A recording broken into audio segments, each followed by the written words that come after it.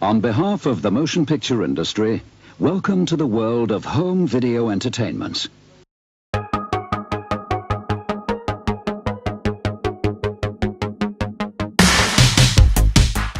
It's lights, camera and action once again here at Consoletronix as I take you on a walk down the red carpet to look at the video games based on and inspired by the good, bad and downright weird cinematic delights from the decade that saw Britain dominated by an Iron Lady, VHS conquer Betamax, and people actually think they looked good with big hair, in my video games based on 80s movies, Part 2.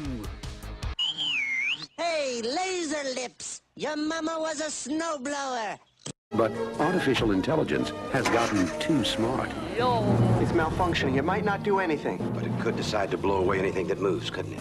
Because $11 million worth of... We began part 1 with a favourite children's movie of mine, so let's kick part 2 off with another. 1986's family-friendly sci-fi smash hit, Short Circuit. This Frankenstein-inspired tale of a military robot who gets struck by lightning during a routine demonstration and wanders off in search of input and adventure, all the while trying to stay one step ahead of his pursuers who are trying to destroy him before news of a potentially dangerous robot weapon on the loose causes panic. But it's not his programming or Asimov's law that motivates his survival instincts. It's because number 5 is alive.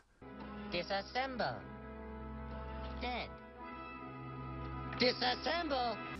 The Short Circuit movie asks a number of deep and philosophically challenging questions for young children to ponder, such as what does it mean to be alive and why is Steve Guttenberg in this film? However, the only question you'll ask yourself when playing this 1987 Commodore 64 adaptation by notorious British publisher Ocean is what the bloody hell is going on here? I've been playing this game for half an hour and I still haven't figured out how to get past that bloody doppelganger. Another crap license from Ocean, but hey, at least they were consistent. No matter how much he cries, no matter how much he begs, never feed him after midnight. If you like your children's movies with a bit more bite, then here's the film for you, Gremlins. I never really understood what the target audience for this movie was, as it terrified most kids who saw it, thinking it was another E.T. as it has Spielberg's name plastered all over it. But I loved it for what it was, a good old-fashioned creature feature that would go on to inspire many notable imitations, such as Critters, Goonies, Child's Play, Puppet Master, and most terrifying of all, Mac and Me. Directed by Joe Dunn. Because you never can tell. There just might be a gremlin in your house.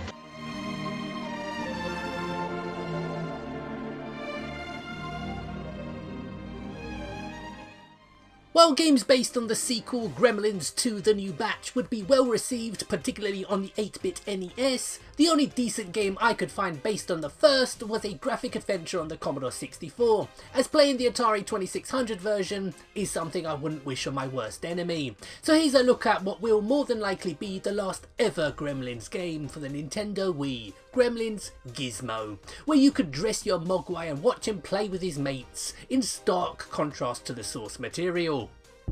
Strike me down with all of your hatred, and your journey towards the dark side will be complete.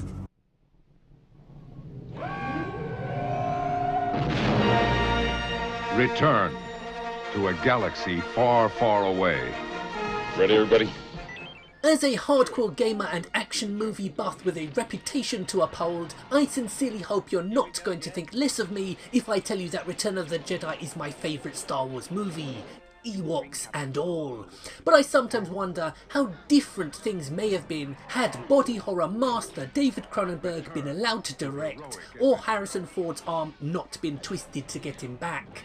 But regardless, the finale to the original trilogy still holds up, and while most still think Empire is the best of the bunch, the hatred I once saw directed at this movie has at least diminished over the years.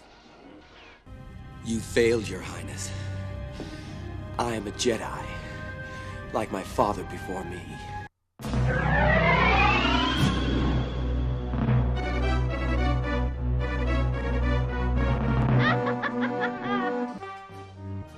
It's back to the Super Star Wars series as we look at Super Return of the Jedi for the SNES, which is hardly a kick in the arse from the previous games, but so what? They were 3 rock-hard, all-action, faithful adaptations of a much-loved franchise, whose fans have had to endure more than most with Disney's recent mismanagement of the property. But like all tyrants, even the House of Mouse will eventually have to put aside their lefty agenda and just give the fans what they want. My calculations are correct. When this baby hits 88 miles per hour, you're gonna see some serious shit. You built a time machine? What of a DeLorean? Prepare yourselves now for a bit of a shock, but I only watched the original movie in the Back to the Future trilogy for the first time a couple of years ago. Although I had seen parts 2 and 3 when they were still new, part 1 and myself, well, our paths just never crossed. Even though I know a lot of people will tell you that this is one of their all-time favourite movies ever, and while I wouldn't go that far myself, I know its legacy and long-lasting impact on pop culture will no doubt be felt for many decades to come.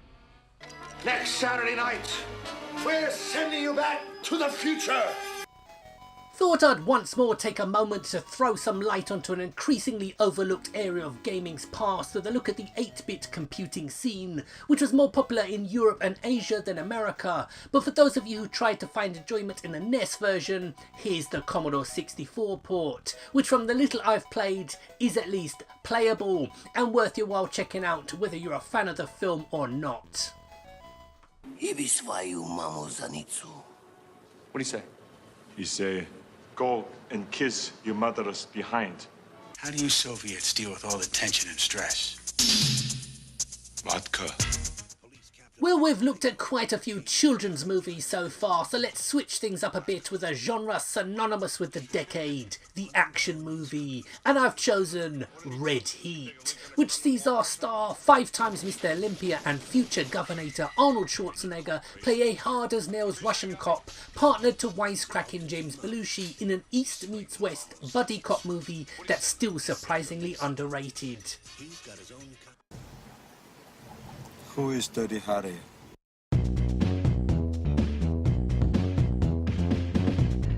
Bloody hell, comrade. Red Heat got multiple home computer ports, and while it may seem strange today to see 18-rated action movies such as this, and RoboCop, Running Man, Predator, and even Total Recall all get games aimed at kids, we had all seen the movies anyway. It's just a shame that through a combination of lazy European developers and publishers rushing out often unfinished games, that hardly any are worth playing today.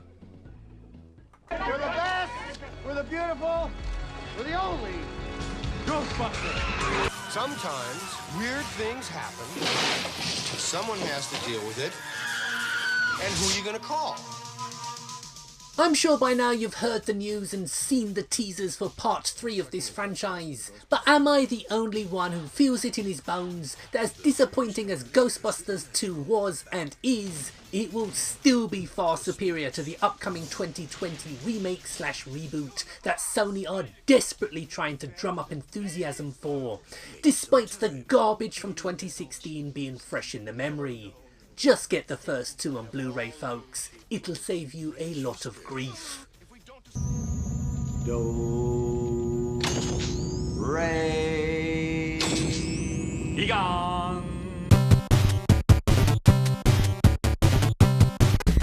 While the films are seemingly going from bad to worse, at least there were some cracking games, like this one, New Ghostbusters 2 for the NES, a truly fantastic game developed in Japan by HAL Laboratory and only released in Asia and Europe, as Activision had exclusive rights for their shitty version in the States.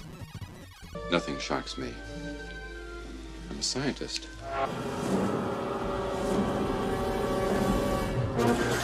If adventure has a name, it must be Indiana Jones.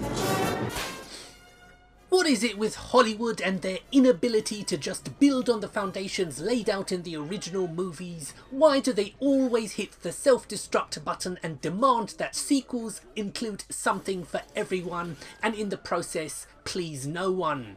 Temple of Doom, the 1984 follow-up to the smash hit 3 years prior, could have been something very special, but keeps getting dragged down by the studio interference clearly seen on screen.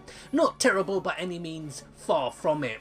But with the news that there will be a new film again starring Ford in 2021, maybe it will be like Star Trek, where it's only the even-numbered films that disappoint.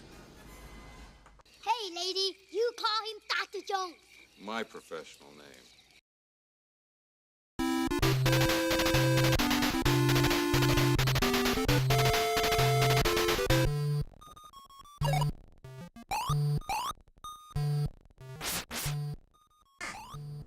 Some of you may have noticed a distinct theme running through this video with my avoidance of as many 8-bit NES games as I could get away with, choosing instead to look at obscure European computer versions. Well, now my motives become clear, because here's a good example of its film tie-in library. May God have mercy on their souls, because I won't.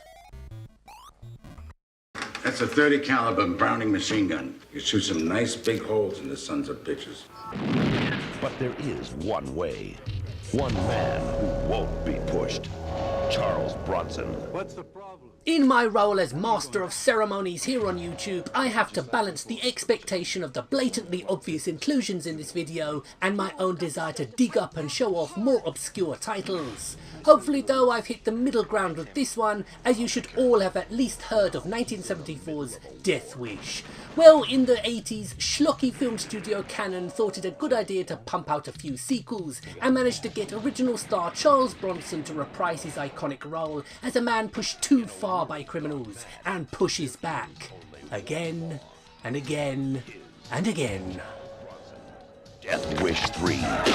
Some people would say that was an extreme position.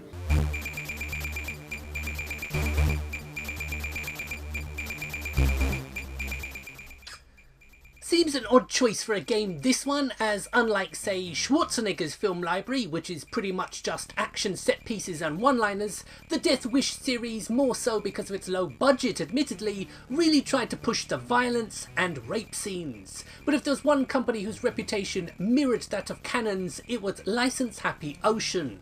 Although all that being said, this game was brought to us by Gremlin Graphics, so it's actually pretty good, and interestingly had the reputation of being one of the goriest games then released.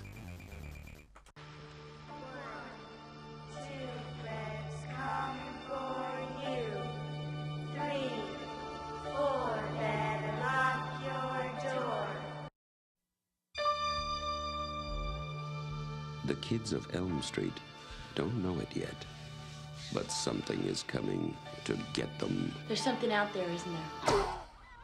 Now we come to probably my favourite 80s horror franchise, A Nightmare on Elm Street. And while clearly inspired by the slasher genre, started by rival franchise Halloween, the Elm Street saga would bring in a number of new ideas of its own, such as killing you in your sleep and children punished for the sins of their parents. But its longest lasting appeal has to be series star Freddy Krueger, played to perfection by Robert Englund, and easily one of the most recognised and iconic creations in the history of horror cinema.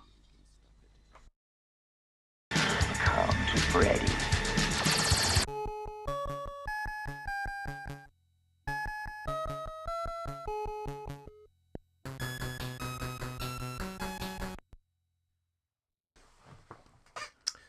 Well, after spending time recording footage from the atrocious NES game, I discovered there was a little-known Commodore 64 release, and here it is. And as I wasted yet more time recording footage of this awful game, I was wishing some supernatural entity would put me out of my misery. And, one more thing. What you choose to call hell, he calls home. The original Rambo First Blood was a great movie that in all honesty didn't need a follow-up, but in 1985 it got one. And do you know why it got one? Toys.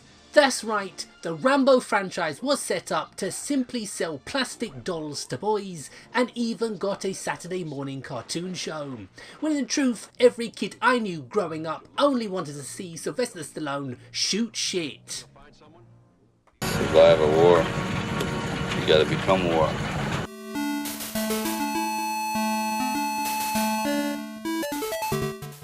Now, I very nearly didn't include this movie in the list because this game on the Master System, despite being called Rambo 2 in the States, was known everywhere else as Secret Command. But as it's a favourite game of mine, I didn't need my arm twisted too much to show it off once more. Oh, you bastards! Why are you torturing me like this? Why?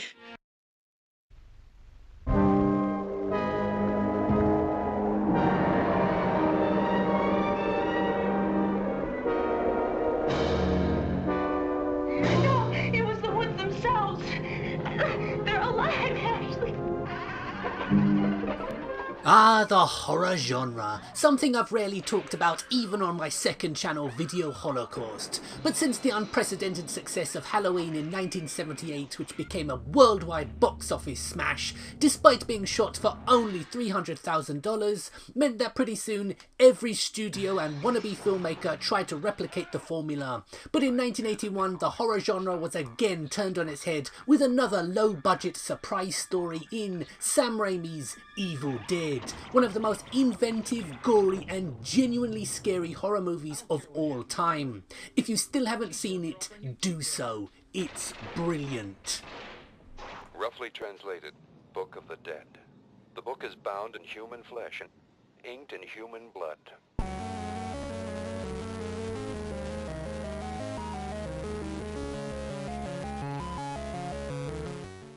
Like a lot of the games I've looked at today, I didn't even know most of them existed. And here's another, Evil Dead for the Commodore 64, which, and let's be fair here, is shit and deserves to be consigned to the wheelie bin of history.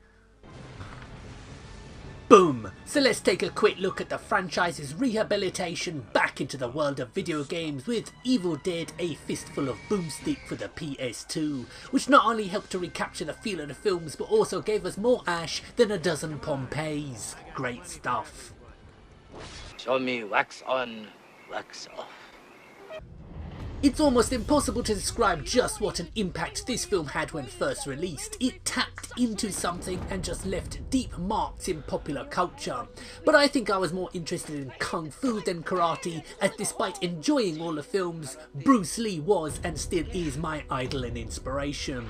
A so-so remake featuring Jackie Chan as the Master came out in 2010, but I'm beginning to think that remakes and reboots are becoming compulsory.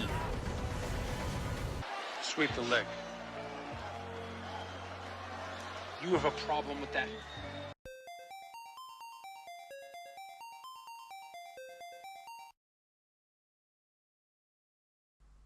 The Karate Kid movies were big business and spawned a lot of sequels and merchandising, but even fans of the films that I know don't even know that there was an accompanying cartoon, at least over here in the UK anyway. But the NES game at least seems to have cultivated a reputation of its own. Sadly, that reputation is based on how truly awful it is, and it is awful in every sense of the word. Avoid. Are you a ghost too? I'm the ghost with the most, babe. Adam and Barbara are ghosts. What's the good of being a ghost if you can't frighten people away? Their house. For the final film, I wanted to choose something special. A film that meant something to me. Then I remembered this one. Beetlejuice, a film I was obsessed with briefly as a kid in the late 1980s, and which made stars out of leading man Michael Keaton and up-and-coming director Tim Burton. An unnecessary cartoon and comic book made the character more child-friendly, which in turn scuppered a sequel which Burton wanted to keep dark. But this is Hollywood we're talking about, and because nostalgia means money, another attempt at a follow-up is quickly gathering pace.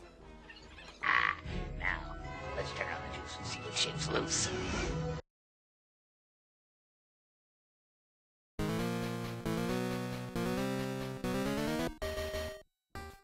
Shock! Horror, but this time I'm not going to pour scorn on a game, but instead tell you that Beetlejuice on the Game Boy is alright. Not great, not terrible, but alright. Based more on the cartoon version than the film, it's an entertaining if repetitive platform game that will hold your interest for a bit, but you'll forget all about it when finished. But I'd still rather play this than most of the games I've looked at today.